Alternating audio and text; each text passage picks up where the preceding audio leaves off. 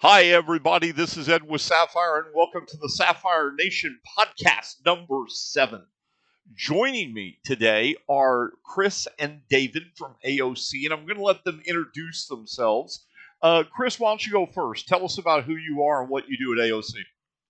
Hi, I'm Chris Brown, and I'm the Global Product Marketing Manager. Where our product managers are working hard and creating new products, and we help to figure out what consumers want and um, how to make it look awesome. That's cool. Making it look awesome is always cool, and since I work for Sapphire, that's important to us too. David, why don't you introduce yourself? Hello, I am David Ray. I am the marketing director for North America. Been with the company, I guess, for 3 years now. Okay, that was simple and quick and easy. All right, so let's get into this. We've got the guys from AOC here to talk about gaming monitors, and I guess the first question we should really ask, guys, is what makes a monitor a gaming monitor? What is a gaming monitor? Well, I could take the question. Do you mind if I tell them who AOC is first? Yeah, that's no problem. Absolutely. Okay, so basically, AOC is the #1 gaming monitor brand in the world. Just as of last year, Q4 19, we got that good news. We're also the fastest growing gaming monitor brand in the US. Our company offers, basically everything you need, a whole lineup in terms of, size and performance, curved or not curved. The basic brands or the basic models that we carry are under the AOC Gaming label. And then we also have a very high-end set of competition level monitors that are called Agon. So, those are the two gaming monitor brands. You'll also see sometimes in schools business and consumer desktop monitors that are also from AOC. What kind of sets us apart in the field is that we offer one of the best warranties in the industry. Well, actually, the best warranty in the industry called Respond. So basically, if you buy an AOC monitor, you get a 3-year advanced replacement warranty, which means, if you have trouble and you send it back to us, your monitor's on the way to you before, you don't have to send us and we receive your monitor first. It's cross-shipped. Nice. It's cross-shipped, yeah, which is very rare. Also, 3-year zero dead pixel. You get one little bright dot on your monitor. We got you for 3 years. And we also have accidental damage. So 1 year, you yell too loud at your monitor and it falls off the desk and cracks. You hurt its feelings. Yeah. Well, sometimes it hurts your feelings, so you got to be firm with it sometimes. So that's our Respond warranty, and if it's Agon, one of our premium competition level monitors, it's actually a 4-year advanced replacement warranty with 4 year zero bright dot. If you are an attendee at E3 or PAX West or PAX East, you'll often see us at other companies' booths. So, we have so many partners at those shows. We tend to, AMD, Ubisoft. There's a big list. Corsair a lot of the time. Probably like 20 different companies might have our monitors, around the booth.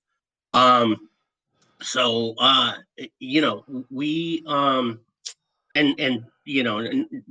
we also are available, Amazon, Best Buy, Micro Center, Office Depot, Staples. So basically, that's who we are. And I'm the North America marketing guy, and Chris is the global marketing guy. Okay, so real quick, guys, you hear all sorts of new things here. You heard it here first. AOC monitors are emotionally sensitive. You want to talk to them in pleasing, soft tones and encourage them to get the longest life. And if they become emotionally distressed, AOC is going to cover you. I love it. Yeah. That's awesome. That's awesome, dude. Okay, so let's go back to the question I was starting with. What defines a gaming monitor? Well, I think there's a definition from IDC, and that's it's 100 hertz refresh rate, right, Chris? Fast. Yeah. Yeah.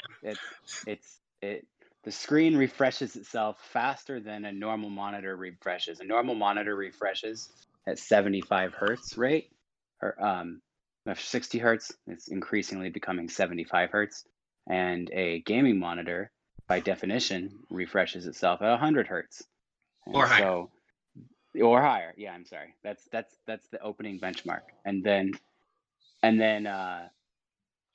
so what that means to the consumer is that it feels smoother when you game on it. The graphics move fast, smoother. Everything is just feels a lot smoother. What do you think, Sapphire Ed? Do you think that's you seem to know a little bit about graphics. I think that's a reasonable explanation. In this industry, too often, and I talk to a lot of people that agree with my point I'm about to make. Too often, a gaming monitor ends up getting defined by the aesthetics of the build of the monitor. It's got lighting. It's got a Robotech transformer look, so it's got to be a gaming product. I like a better definition of 100 hertz or better. If you don't have that, you're not a gaming monitor. I like that. That's a great definition. That's IBC's definition. There's a whole list of things that you look for in a gaming monitor. The RBG is one thing. It might be black with a red logo. It might have a really cool brushed aluminum stand. But people buy the gaming monitors to if you're using a normal monitor on a regular game, like Chris said, a lot of the time it won't be smooth. And there's a lot of different reasons for that. There's a whole series of specs that you have to check off. And if these things are checked off properly, then it solves the problems. It might be, is it high definition enough with the high enough pixel density? Is it the right panel type? Is the performance and speed there, which is usually measured by response time and refresh rate. And then these are just one part of the whole gaming ecosystem. If somebody has a battle station, your computer is probably going to have a graphic processor unit in it. It might be AMD, it might be NVIDIA. Well, it better be a Sapphire if you're here. Yeah, absolutely. Well, yeah, yeah, you absolutely. But your monitor is talking to your computer, so it's do you have a syncing technology or not, and that matters whether it's how smooth things are. Now you just gave me a segue into a different direction I intended to go. Syncing technologies. Now, at this point, I think it's safe to say that you throw away the marketing terms. It's basically an adaptive sync at this point. Have we reached the point that that's pretty much standard in a gaming monitor today? Well, yeah, I mean, I would say the definition according to IDC, is 100 hertz. But for millions of consumers out there, I think that you're probably going to have a GPU in your system if you're gaming, and if you have a GPU, you're probably going to want the right monitor to talk to it. Well, what I'm saying though is because we've reached the point now that the need for a hardware module in the monitor to have a form of adaptive sync is beginning to disappear. It created a cost premium that made it difficult for a lot of consumers.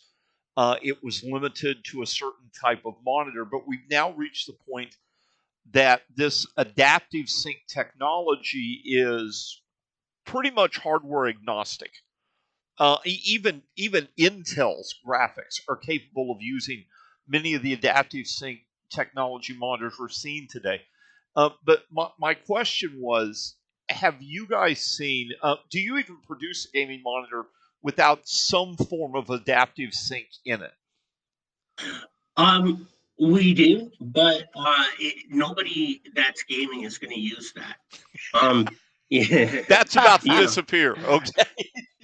yeah, yeah. Basically, so I don't know, Chris. Did you want to address how the syncing works and why you would need it?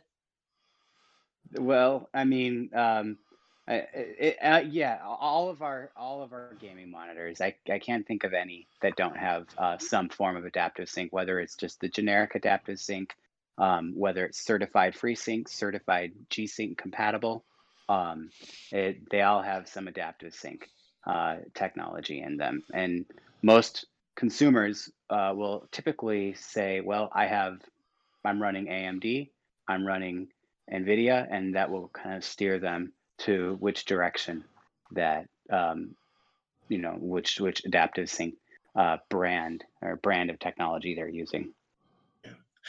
Basically, I guess when your computer is talking to your monitor, it's feeding it screens, like kind of like dealing it cards from a deck, and your monitor needs to accept those cards that are being dealt to it at a synchronized rate. Right. If you don't, you might stop in time and look at it, and your computer, if you screen froze it, would have half an image that's kind of to the right a little bit and half an image that's kind of to the left a little bit, which is called tearing. And if you have a syncing technology, FreeSync or G-Sync in your monitor, and it's talking to the GPU in your computer, you're receiving the card or the frame at the same rate that it's being dealt, and you don't get ghosting or smearing or tearing, as a lot of competitive gamers really hate. When it comes to picking the monitor you want, one of the questions, I mean, we've already talked about, you need a high refresh rate.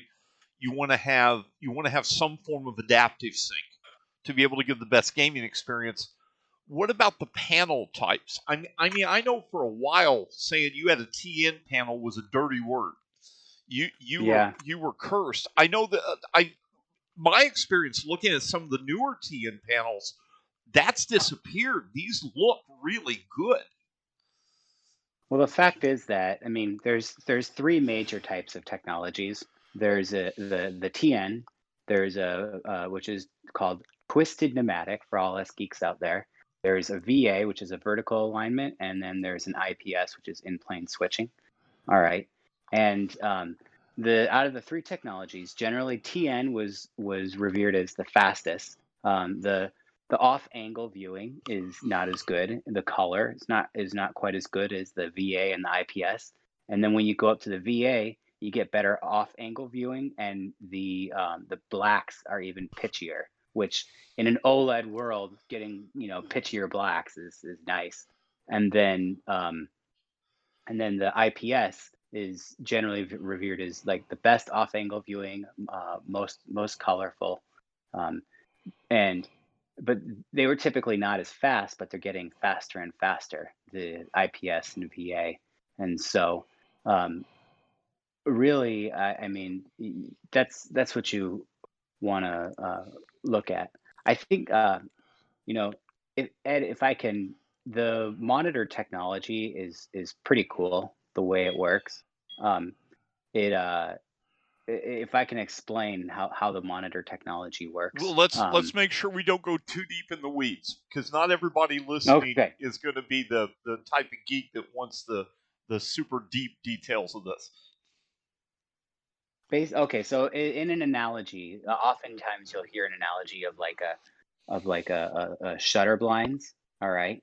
And so you have these LED backlights, behind that are shining a light, and then the monitor is broken up into little pixels. All right, and each pixel has 3 subpixels: a red, a green, and a blue. All right, and so when you shine the light on it, you open the shutter. That's the IPS or the VA or the TN, and that flips it open, flips it closed, and the way it does it is the type of technology, and then what it does is it lights up the pixels, and when you hear 1920 pixels by 1080 pixels, that's how many pixels are across. And so more pixels, more refined picture. It's like what's those paintings, Paint by Impressionism. numbers. help me out. What's that? Paint by numbers. Paint by numbers. No, Is it like Monet, Chris? The Impressionism? Well, How did I know that? yeah. It's I always think of the scene from Ferris Bueller's Day Off when he's in Chicago and at the museum, and he's looking deeper and deeper into the painting. Anyways, you have all these pixels that are working together to put a picture together, and so all these specs that we're breaking down and going into, they're just talking about how many pixels there are and how they're performing. Like, do the pixels respond really quickly? That's another thing is if the pixels respond, and oftentimes a decent gaming monitor, the pixels respond in about 4 milliseconds. All right. An expert gamer will notice that they will prefer something that responds in 1 millisecond. I can't see the difference, but it's Neither can expert I. gamers, it makes a difference. And so but it's if you're really dialed in, you can see the difference, and you can make the difference between the response time, the refresh rate, how most people can see a quick refresh rate versus a slow refresh rate. And so, but that's what all these pixels, because we kind of get into this like spec arm race, and so I wanted to explain it a little bit. And sometimes that really matters, those milliseconds that, depending on your game, if you're in, like, say, a first-person shooter, the tiny milliseconds of difference can mean, whether you shoot the guy first or the guy shoots you first. So, on certain types of game, that spec is critical. But if you're, doing racing or something, it's not quite as the milliseconds don't matter quite that much. And I think that's a key thing that needs to be discussed. Different types of gaming monitor features, such as the panel type, the refresh rate, the transition time. These actually have different impacts on the type of game you play, don't they? I mean, for a first-person shooter, you want a super fast refresh rate, and you want a really low latency. You want to be able to, like you said, you want that 1 millisecond. But if you're a role-playing gamer, somebody that plays something like the new Baldur's Gate game, you probably aren't that worried about having a super quick monitor because the gameplay isn't super quick. You probably want something that has really, for like a RPG, you probably want something that has really great color, high resolution. Let me comment on this one. So first of all, let me say that we use a phrase. Well, actually, I probably I won't say the phrase. Well, okay, I'll say it. We say in our world, nothing affects your computing experience like the monitor you see the world through. So that all we're saying is that, if you're looking at a big, beautiful monitor with great resolution and it's very smooth, it really affects your day-to-day computing experience, but also particularly your gaming experience. Now, a lot of people are, when they game, they're kind of specialized in a certain genre. But for all genres, you still want like smooth, inviting imagery, no screen stuttering, no blur. But then, depending on the type of game, you want to prioritize kind of between how immersive it is and the speed and precision. Sometimes, when you get to the margin, you have to make a choice, and that depends on the game that you're playing. So the good news is that the right monitor, there is a monitor out there to fix any problem that you have, or be optimized, I guess, for any game you're playing. So generally, there's first person shooter games, there's role playing games, adventure, MOBA type games, or racing.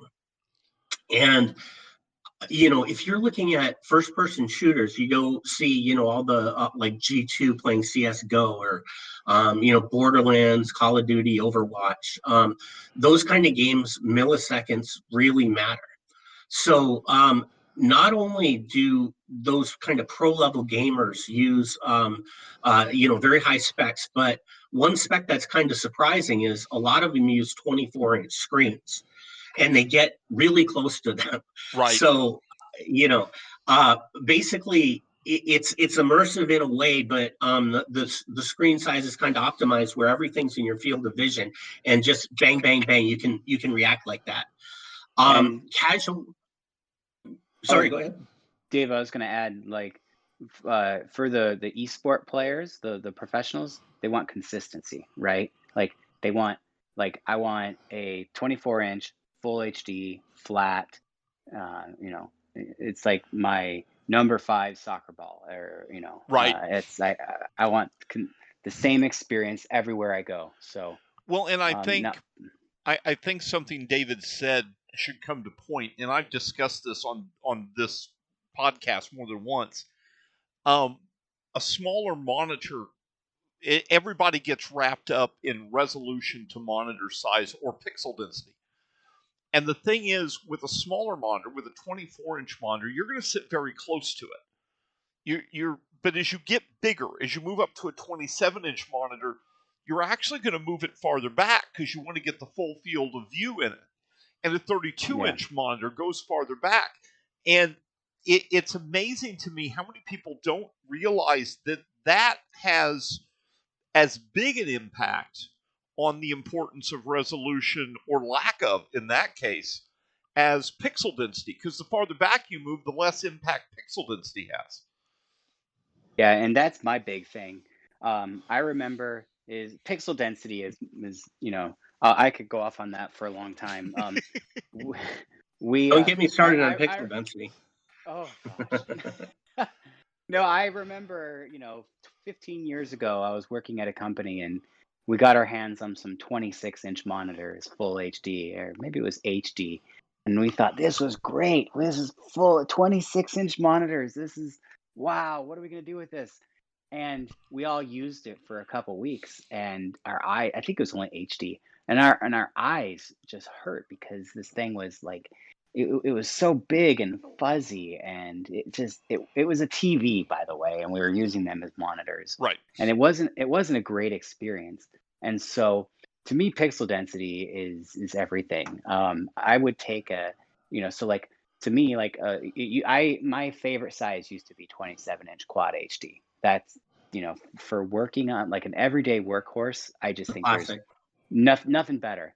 But 27-inch full HD, 32-inch full HD, to me, it's like it can be a big fuzzy experience. And so, I've discussed that quite a bit here. I've actually written an article about it on Sapphire Nation. Part of the equation, though, that doesn't get discussed is that when it comes to monitors, when it comes to view, there are a lot more variables than the technicalities of the monitor. For example, in my case, I'm an older diabetic. My eyesight isn't perfect. So I find a 27-inch 1440 monitor is a little difficult for me to see. I prefer 32. I prefer the 32. Yeah. My wife prefers, and God love her, when I first got this, I wanted to scream at her because I thought she was nuts.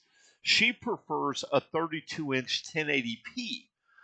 And I she's can't even hear that. actually got your model of that, by the way. And she loves it. And at first I thought she was nuts. And then I set out where she sits, which is even farther back. She sits, well, I sit almost 3 feet from my monitor. She sits far enough back that is gorgeous. It's beautiful at 1080p and 32 inches. But nobody talks about that. They talk about just the technicalities. And I think they miss that a monitor is a very personal choice. Absolutely. Yeah. Bingo. That's why there's so many different sizes and resolutions and options to make your head explode. I want to go back to something you guys said, because there's a direction I want to take with this. David had talked about how important the monitor is to the gaming experience. In fact, it's often overlooked, and I'll go a step further. I think all the peripherals of a gaming computer are often overlooked. The keyboard, the mouse, the headset, the monitor. This is your direct interaction with the game. Yeah. And it's important, and these get overlooked. But with the monitor, there's a special place. And what I mean by that is most hardware on a computer gets upgraded in a 2 to 3 year cycle. I know that just a few years ago when I looked into this, the average monitor replacement cycle is 7 to 8 years. Is that correct? It depends on the segment, I think. I think I've heard about long refresh cycles for monitors as a general category.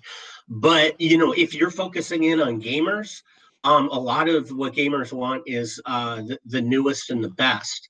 If you can get an extra half second off your response time, that's might be a big advantage. And finally, you could buy the upgraded chip, but if you have real hardware that's giving you like a real advantage over the people you're playing, that might be a good investment for you. So I think, the more hardcore people are, the more up to date and high quality that their hardware has to be. Well, I think, go ahead, Chris. Well, the thing about hardware is it's like you don't notice how your screen is yellowing and how everything is kind of out of focus. You don't notice, maybe. Day after day. Well, when I'm picky about this, so I always want the best with this. But yeah, I mean, you just kind of get used to it, and then you see the new TV or the new monitor, and you say, "Holy cow, what was I missing all this time?" Right? Well, I think some of the holy cow comes into not so much the replacement, but the technology. Because remember what I said, I'm looking at new TN panels, and compared to the early TN stuff, this stuff almost looks like IPS. It's got such beautiful color reproduction, and it's so fast because the technology evolved. Your company is responsible, though, for the reason I moved to VA panels. When I met Dave, we were at the gaming garage in Toronto. AMD Gaming Garage, Canada National Exhibition. And my monitor died. The demo monitor I had sent died. And what brand was it? No, I'm just kidding. Joking. It was one of those LG 49-inch monsters. Oh, he went there. And so anyway, Dave jumped in. And he said, "Hey, I got a 32-inch monitor here. We'll set you up. We'll get you going." I fell in love because I had never. I hate to admit this, but I had never messed with a VA panel before this. And I fell in love with the color pop that took place. I have IPS screens. I have VA screens. And I have TN screens here at the house now. I love the color pop that you get from VA. There's it's almost like a little oversaturation compared to IPS. But for gaming, that's incredible to me. That just looks so cool. It's a great panel to game on. And there's also this phenomenon where if you were to go back to your old monitor that you were using before, you'd be horrified going up to a better technology, you're like, okay, that's pretty cool. I can see that. But then, if you're used to that better technology and you're forced to go back to something older, it's a stark contrast. Now, one last direction I want to take this conversation before we open this up to the audience, because we've got quite a few questions piling up. Curve versus flat panel. Is there a size or an aspect ratio or just a point where flat is better than curved and curved is better than flat? Is there a definitive line of trade-off? You'll see more curved when you get into 27-inch territory and you get into 30 and like 32, 34-inch territory. If I like to think about it this way, if you have one monitor, it's right in front of you, it's flat. If you have two monitors or three monitors, oftentimes you kind of turn in the outside monitors. Yeah. And so you with your 49-inch airplane wing on your desk, the 32 by 9, that thing's curved, right? Because you kind of want to pull it in towards you, well, like and focusing even a on regular you at the center of the ultra-wide. desk. Yeah, even like a 621 by 9 ultra wide, yeah. And so that's generally just think when it goes wider, generally people want to be, bring it in. And then also we talked about the experience of like the esport player who would prefer the flat because they don't want any perceived distortion. They want, like they want the standard size, no messing around. And so that's what we're seeing in the industry. Is there go ahead, David? Well, yeah, I just wanted to jump in. So this goes back to the conversation about what's the best monitor for your game. So, we talked about first-person shooters. We talked about, the small screen, but, that's the pros. I mean, you might want a 27 or even a 32, depending on your own personal preference, because the monitor purchase is your own preference. That's the main factor. But also, the syncing, refresh rate, response time, the panel, the fact that you're literally winning more, contests if you have the right specs. But there's a whole other genres. RPGs, for example, Final Fantasy, Elder Scrolls, Dark Souls, a million of them, and also the racing games. In those kind of games, you're basically talking about kind of very rich and detailed worlds that you want to explore. And you want to, you don't want to be, right. Yeah, you almost don't want to be like a gamer playing those games. You want to be in those worlds. Right. You want to be totally immersed. And if you have, a 35-inch curved Aegon panel that wraps around your entire universe, and you got the lights low, and you're playing Final Fantasy, and you're really into it, then you're there. And those ultra wide panels, they just wrap around your whole field of vision. They say that it's curved like your eye is curved. Okay, I don't know if that's marketing speak or whatever, but I think Chris's point is, in your point, Ed, it just when you're looking at a wider space, the field is not naturally kind of receding as it gets to the edges or the margins. It wraps around you and it looks consistent, and it all of a sudden, bang, you're there in the world that you're playing, and that's where you want to be. Yeah, my experience has been 21 by 9 monitors need to be curved. They just because you're right, when you look off and you're getting out in your periphery, you've actually increased the distance from the monitor that your eye is Bingo. in a flat screen. Yeah. And with a curve, if the curve is done right, you can keep it in. By the way, concerning your eye is curved, my optometrist and I have had numerous discussions about gaming and video and stuff. And wow, said, awesome! That would be great perspective. He said that's bullshit. So okay. You need marketing speak, Ed, not bullshit. the eye is capable of noticing of not being bothered by the lack of curve if you're within a fairly, and again, this comes back to distance from monitor. If you've kept a good distance, as you get closer to a 32 or 27, I would imagine the curve would become more important. But as you sit farther back, like I said, I sit 34 inches from my eye to my monitor screen. 34. So, Wow, that's that's pretty far back. oh, I like having a big open desk, but that's personal preference. So let's dive into some of these questions because we've got some pretty cool stuff, and I've got a couple of questions. Let's start with first, Mr. Comey finally got to attend one, or C Money did. Thank you. Mr. Beards, let's see who else. Okay. Thumper has asked, why are we not seeing more 1440p monitors at 240 hertz? Chris, you want to take that? Crickets follow. So I mean, it's what's available at the moment. I mean, it's what the technology is driving. If you want to see more 1440p at 240 hertz, I mean, it's expensive. Like one of our competitors a few years ago or 2 years ago released a 4K. What was it? 165 or 240 hertz. It was very high. It was like a $3,000 monitor. I remember that.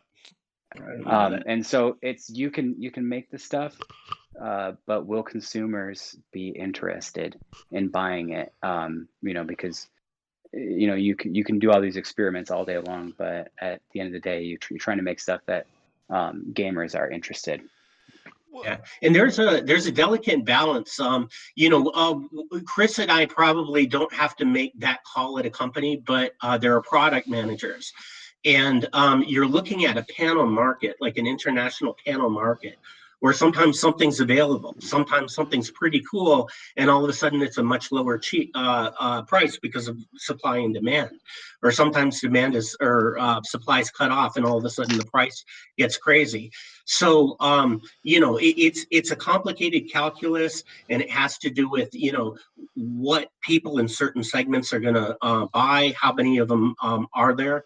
There's a lot of stuff out there that could be made but is not made because you also have to stay in business, and you also have to land at a sweet spot where people are buying in decent quantity all the cool stuff you're making.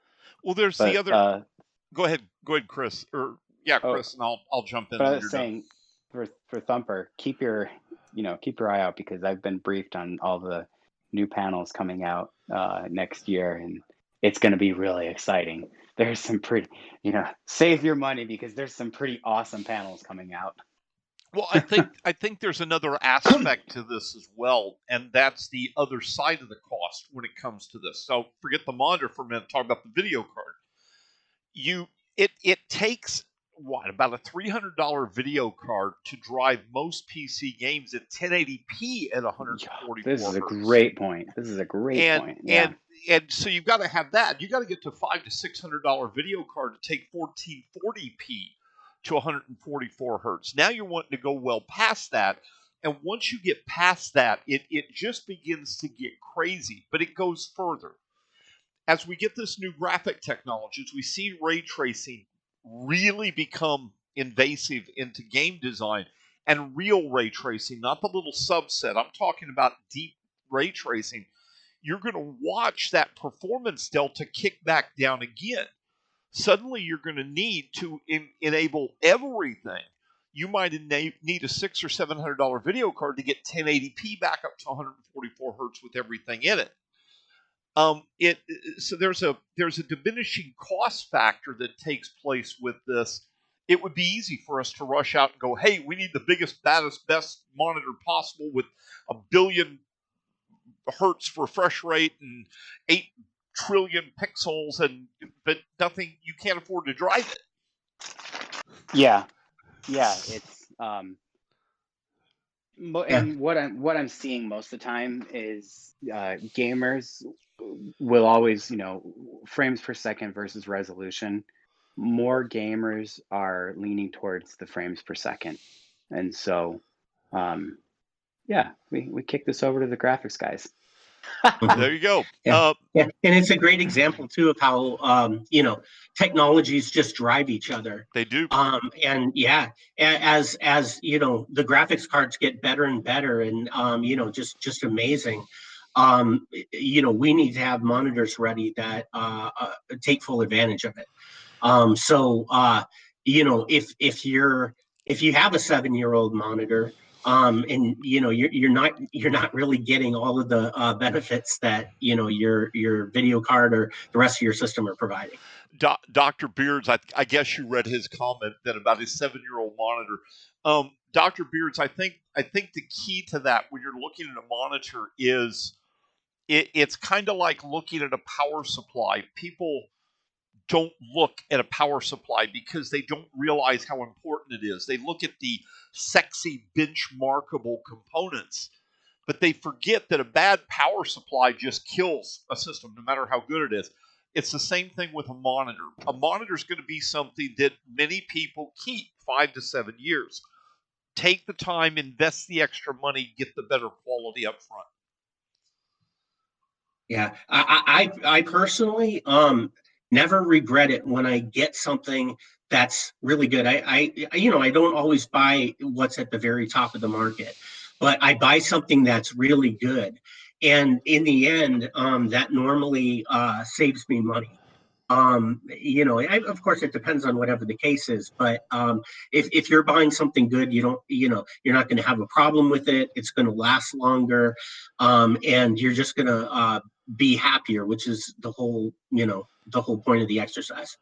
Let's see here. Where are we going to go here next? We're going to go to C Money is discussing IPSing in darker rooms caught up to VA yet. The fact of the IPS bleed. Has that been resolved yet, or is that still a fairly big issue with IPS? I'm sorry, it was cutting out. How IPS monitors in dark rooms, there's a glow that can happen with the screen. Has technology gotten to the point yet that it's really removed that?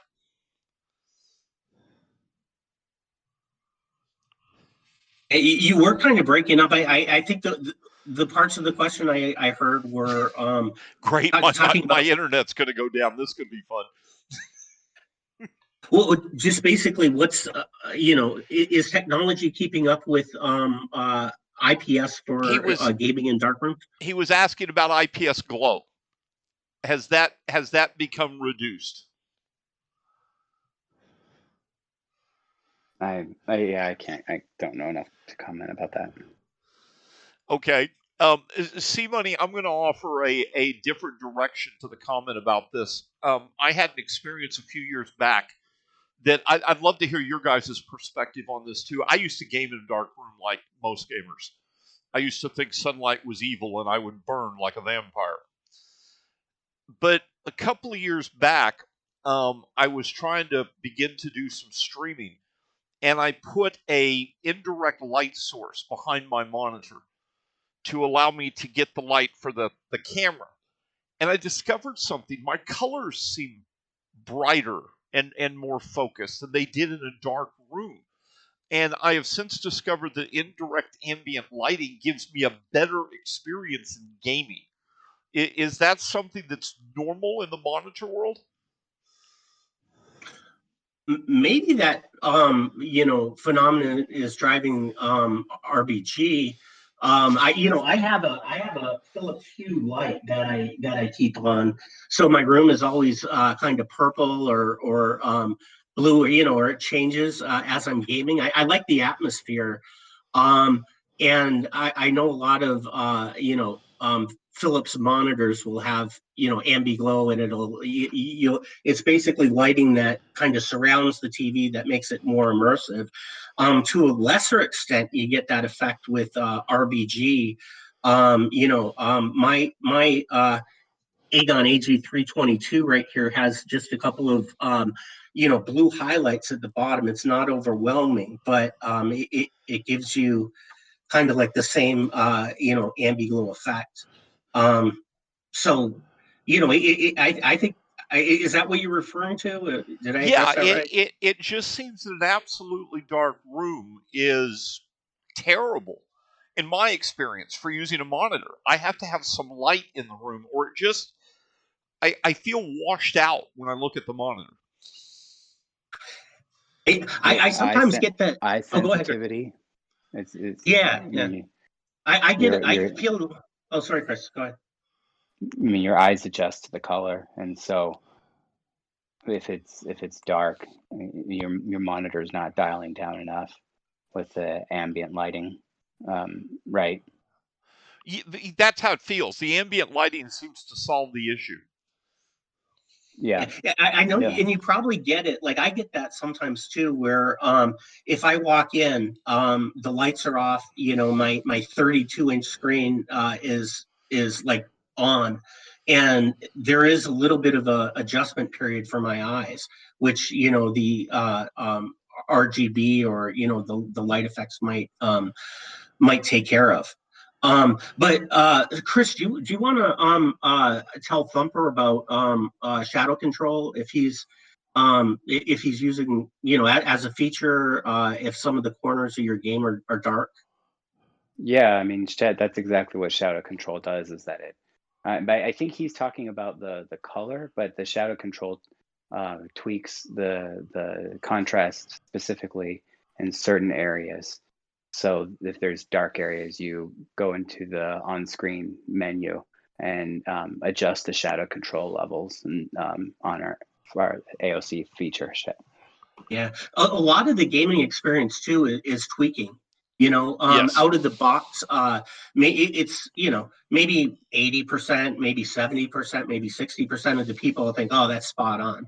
But you know, there are a tremendous amount of controls and modes you can set on your monitor to get the right color saturation and brightness, and you know exactly how you like it. And you know, setting that could also you know, help transition your eyes as you're sitting down in a dark room. Now, I've got 3 questions I'm going to bring that are mine, and these are about monitor design and why certain things are or are not done, gentlemen. First, All right. and David, we discussed this when we were together. Why is it that it seems that only big monitors have a carry handle on the back of them, when small monitors are the ones you would travel with? Why don't we see that carry handle on the base more often? Wait, say that again. Well, So okay. For example, I've got your 32-inch monitor that I take to events, right, and it's got right. and the reason I love this monitor, I adore this monitor, is because at the top of the base is an actual steel handle that I can Yeah. grab and carry. And I love that. That's an amazing feature. Yet, you never see that, it seems, on smaller monitors like 24-inch, which would be more common to take to events. And I'm just curious why a feature like that isn't used more often in the industry as a whole. So when the handle is built into the stand, and we put that on our Agon level monitors, but we don't often put that on our AOC gaming monitors. And you know, there should be it, because we use the same stand on the 24, the 27, and the 32. So Okay. it should go across. I think it's the particular models that you're possibly seeing. And Yeah, I do obviously, see that you've started doing that on the Agons. I do see that. yeah, I need think if you I need to say get like an a Agon 20, monitor. everybody needs an Agon. Yeah, and it really comes down to that with a lot of features. You know, if you're paying more for your monitor, if you really are into gaming, you know, if the whole feature set is, you start worrying about, let's make this monitor everything that the customer could possibly want it to be.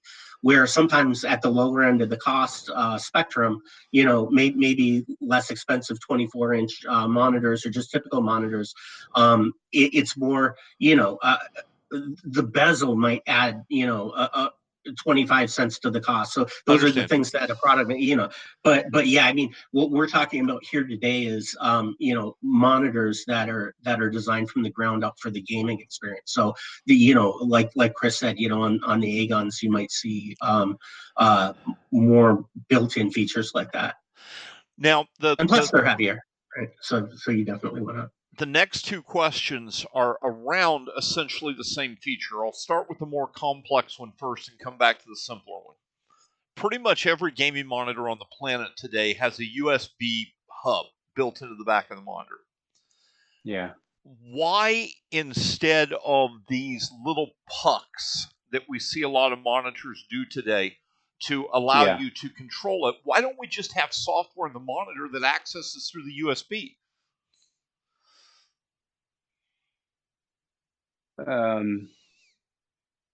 So the quick switch, that's what we call our little remote control. Right.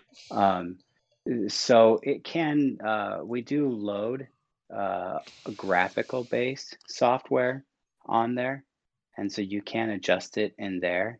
But people like to do it on the fly, like with hard buttons. Am I addressing the question correctly? Yes, you are.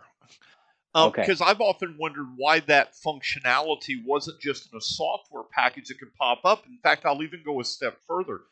I know occasionally a monitor will need a firmware upgrade. Is that possible through the USB connection as well for some monitors? The firmware upgrade is usually you have to reach out to our tech support and they'll help with the firmware upgrade, but that's not often something that people need to do. Okay.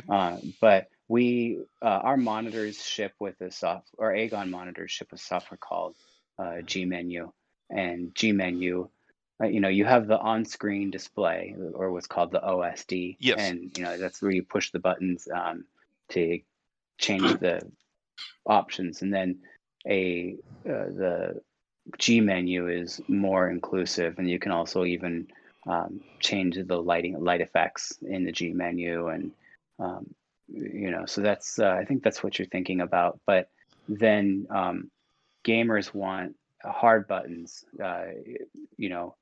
for stuff that they're switching really often. Maybe going to a different game mode like RTS or FPS, right? Or custom menus, and so that's why we have the quick switch, the USB based quick switch. Okay. Now, the other question I had about the USB hubs on the back of monitors, and I know there are a couple that have started doing this. Yeah. I personally never hook it up. And the reason I never hook it up is, quite frankly, it's difficult to get behind my monitor to plug something in for USB. So the functionality to me was not always a big deal. But then when I traveled to LAN parties, I got to thinking, why is that port unpowered? Because that would be a great place to plug in a recharge cord for like a cell phone or something. And so, okay, go ahead. Keep going. No, well, I was going to say some monitors have gotten to the point now. I know of two that even if I don't plug that USB into the computer, that USB port still has power, so I can plug a phone into it and charge it. And I'm curious if you guys have looked at doing that with your monitors or are already doing it. Maybe I haven't seen your monitor that does it yet. Yeah, so that feature is called power delivery, or PD for short. And the power delivery feature is currently on a lot of our monitors. And so that's something that, you'll want to look into, especially also now with USB-C coming. USB-C is just the greatest. I think we all need to gather around USB-C because I don't disagree with that. We need to standardize. Right. I mean, let's go away. Let's move to USB-C as quickly as possible because it's great. Two ways charging, data, video, everything through one cable. I mean, it's like we have our smartphones with one cable, and then we go to our computer and we have 12 cables. Exactly. I don't disagree with you. Well, it's the same thing in the industry with RGB control. Why can't we have a simplified RGB control standard? Why does there have to be 30 different methods for controlling RGB devices? So you mean the different color spaces? Well, I'm talking the different software. You've got to have different software depending on what the controller is. There's no standardization in just the connectivity and the software to control it. Yeah. I mean that. Well, again, there are a lot of little things like that we could use better standards in. so the VESA standards organization, the Video Electronic Standards Association, I believe, they get together with the industry leaders, and we work on standards like this. One of the recent standards that the VESA got together and drove was the display HDR standards. There's a lot of differing opinions about how it should be implemented, and through through the VESA display HDR program, that's how we came up with display HDR 400, 600, 1000, and so on, and it helped because a lot of different vendors will monitor vendors will you'll obviously not change or you'll update the specs to make your monitor look great, but if there's one standard, then consumers can trust it, and so that's why I put a lot of stock into the display HDR standards. Right. Yeah. Can you hear me? Yep. Okay. Okay, so we got time for one more question. We're going to take this one from C Money. I already know one of these you do. The other one I think you do. With the new video cards coming out, we got Big Navi coming out. AMD's announcing before the end of the year.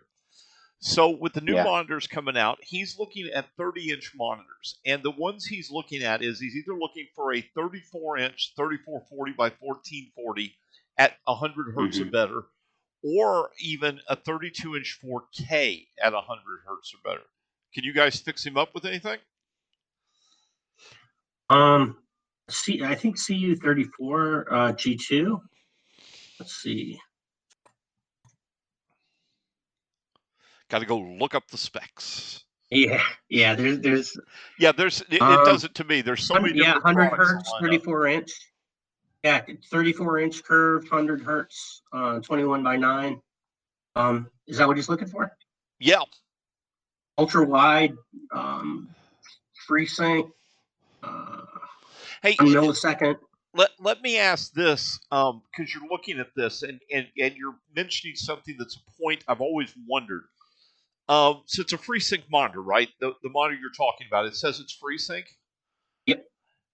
I have yet to find in anybody's monitor pages where it tells me the FreeSync range or if it's low frame rate compensation enabled.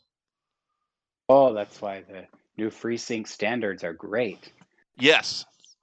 Right? And AMD has on their website published the new FreeSync standards. Whether it's FreeSync Premium or Pro, or FreeSync Premium Pro. And I know we're transitioning this on the AOC, but on our Philips pages, you can filter by whether it's FreeSync Premium, or FreeSync Premium Pro. Awesome. That's great. And so it gives you a little bit more finite detail on the level of performance you should expect. Yeah, and I think on the US and Canada AOC pages, if it's FreeSync Premium Pro, then that's what it's going to say.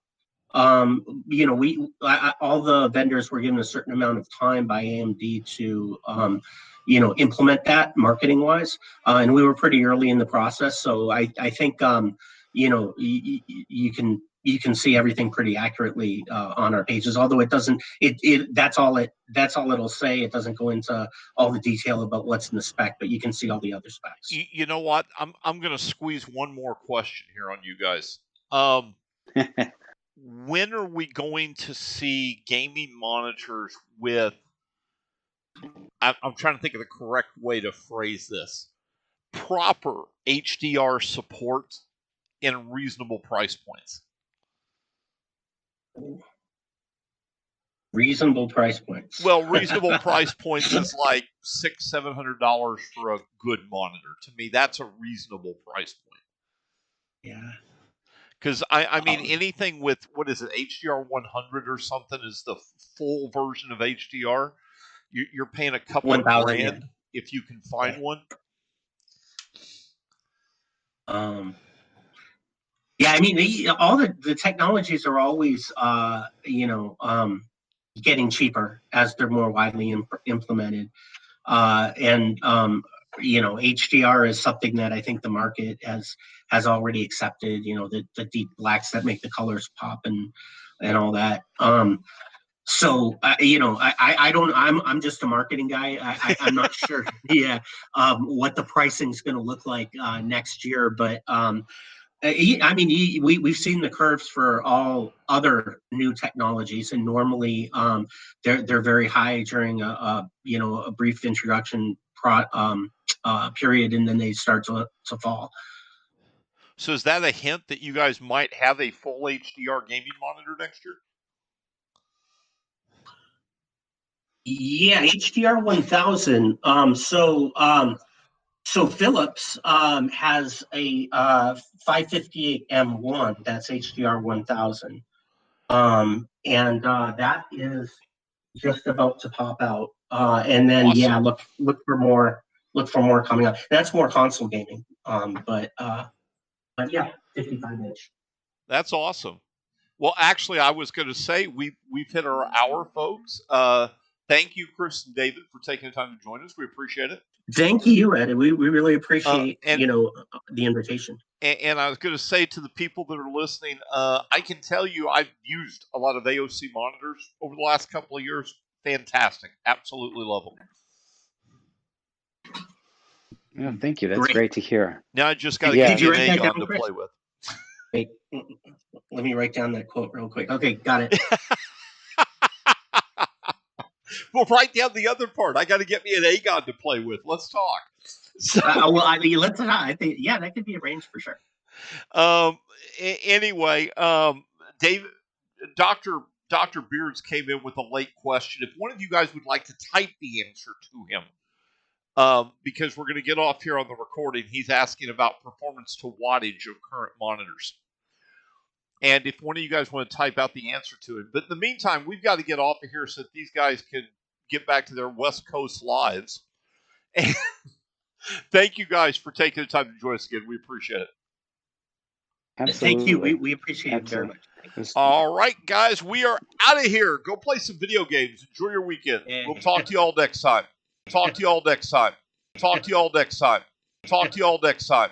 Talk to you all next time. Talk to you all next time. Talk to you all next time.